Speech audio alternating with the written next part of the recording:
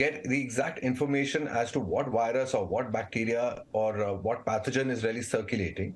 It is most likely some kind of virus only, because bacterial infections usually don't spread so rapidly.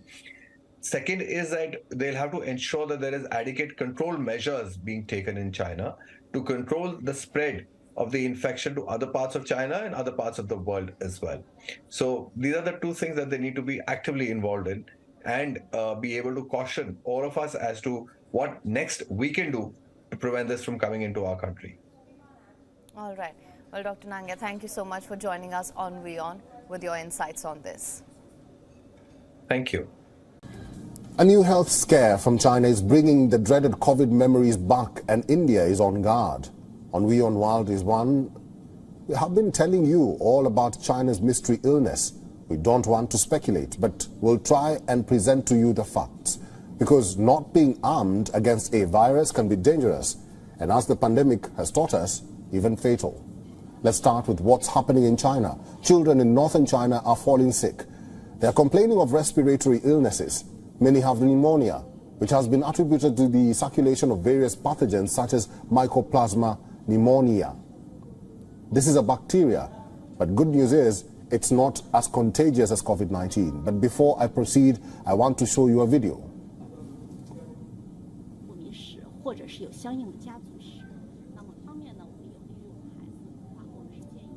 Children in China are doing their homework while hooked to drips. Parents too can be seen hooked to IV drips, all because of this undiagnosed respiratory illness. China blames the surge on an overlap of different viruses such as influenza and rhinoviruses. China denies any new virus behind the spike. How do you know if you have the illness? Well, as winter sets in, it's pretty hard to distinguish between a common flu or cold. Symptoms of this respiratory illness in China include fever and lung inflammation without a cough. So watch out for them. What is the World Health Organization doing about this? Last week, it asked China to provide more information about the illness, but the question is, should people be traveling to China? What precautions should you take? And will the masks make a comeback? If you're watching us from India, let me tell you what the government is advising. Several states in India have put out advisories to review the infrastructure or the health in the country. This includes Rajasthan, Karnataka, Gujarat, Uttarakhand, Haryana and Tamil Nadu. This after the Indian government asked different states to review their preparedness to tackle flu and other illnesses. Finally, how do you stay safe from this virus?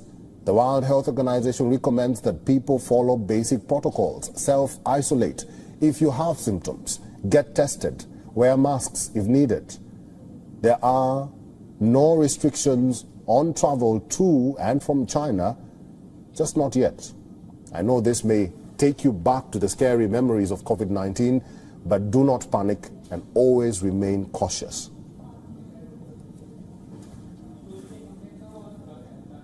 Meanwhile, a new health scare from China is bringing back memories of the dreaded COVID-19.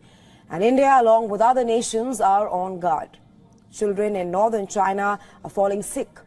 They are complaining of respiratory illness. Many have pneumonia, which has been attributed to the circulation of various pathogens, such as Mycoplasma pneumonia. And this is a bacteria as of now. But the good news is that it's not as contagious as COVID-19. But before I move forward, I want to show you a video. 既往有过敏史或者是有相应的家族史，那么方面呢，我们有利于我们孩子的话，我们是建议一定要居家休息的，孩子的休息。The video on your screens here, you can see children in China are doing their homework while hooked to drips. Parents too can be seen hooked to IV drips, all because of this undiagnosed respiratory illness in the country. China blames the surge on an overlap of different viruses such as influenza and viruses that causes COVID-19. However, China denies any new virus behind the spike. And our correspondent Susan Tarani spoke with the Chinese Foreign Minister Wang Yi regarding the rise in the number of pneumonia cases in China. Listen to what he had to say on this.